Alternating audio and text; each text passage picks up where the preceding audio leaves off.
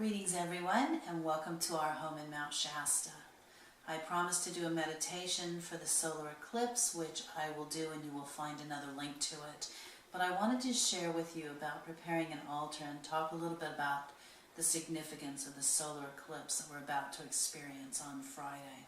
A solar eclipse happens only on a new moon, and because new moons represent new beginnings, it makes it a super new moon. So new moons are the time that we have the greatest opportunity to set intentions for our dreams and desires, to evaluate the things that we wish to bring into our life and really gain clarity as to how they will enhance our life and the true purpose behind the desire that we're setting in motion.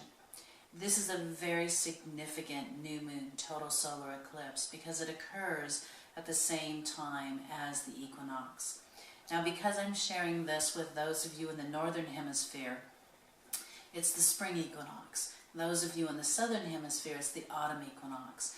These are the two times that exist during the year when there's equal portions of shadow and light. So what I've done tonight is prepared my altar with shadow and light energy. This, many times I speak about the generator crystal. This is the generator crystal that's in perfect alignment with Mount Shasta. And this is a piece of obsidian that comes from another mountain that's here in the Shasta vortex. It is the obsidian mountain known as Glass Mountain. And this is a piece that came from that mountain. So together this creates the perfect harmony, the perfect balance of shadow and light. The obsidian comes very much from the fire energy. And when we have a total solar eclipse, that's what we're working with. We're working with the energy that comes from the sun because it's being eclipsed. So the sun is the planet that is our confidence. It is our energy. It is the aspect of us that steps out into the world.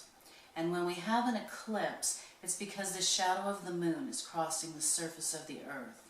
We have not had an energy this strong since 1999. So the first thing I would suggest that you do is examine what was going on in your life in 1999 and really take note of all the progress that you've made since that time.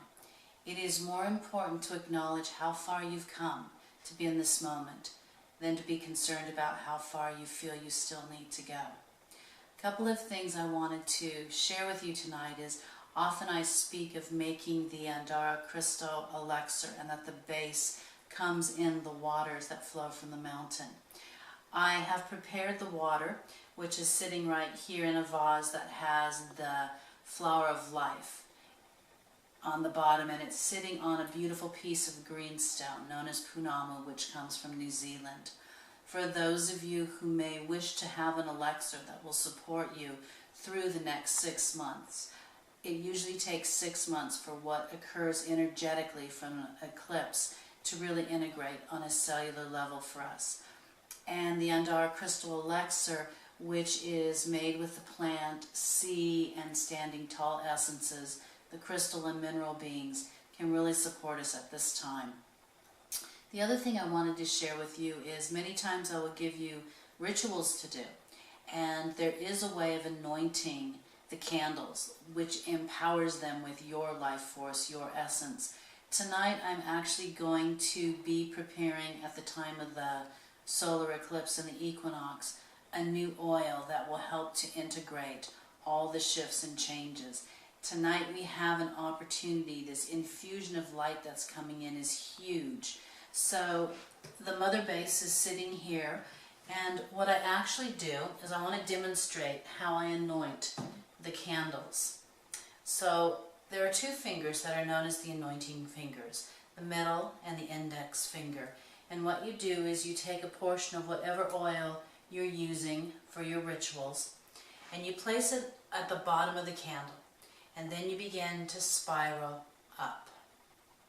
And the whole time that you're doing this, you're placing the intention that the candle be an extension of you, that once you light the candle, that the flame represents your spiritual essence, your soul essence. Because we're dealing with an eclipse, shadow and light, because we're in the energy of the equinox, which is also the perfect balance of shadow and light, I'm using both a black and a white candle. So my recommendation, if you can get that black and white candle to put on your altar, it will really help to enforce the energies coming in. And again, the sun represents our power.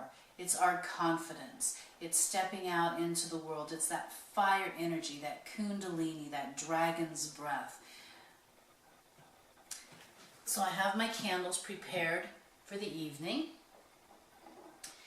And again, if you can have an aspect of shadow and light with the crystal and mineral beings, a quartz crystal of any size will bring the energy in and enhance it. And having a piece of obsidian, a piece of onyx, or black tourmaline also supports you in balancing those two energies.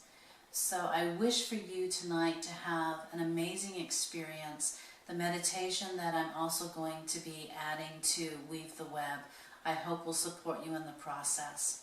And I invite all of you, if you're called to come to the mountain, to join me here.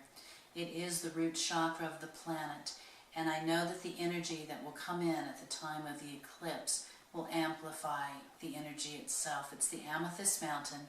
Within the mountain is the great healing temple of Telos, and there is an emerald green crystal. It is an Andara that pulls in the energy from Andromeda, the star system of unconditional love. So many blessings to you. May your light shine brightly. Namaste.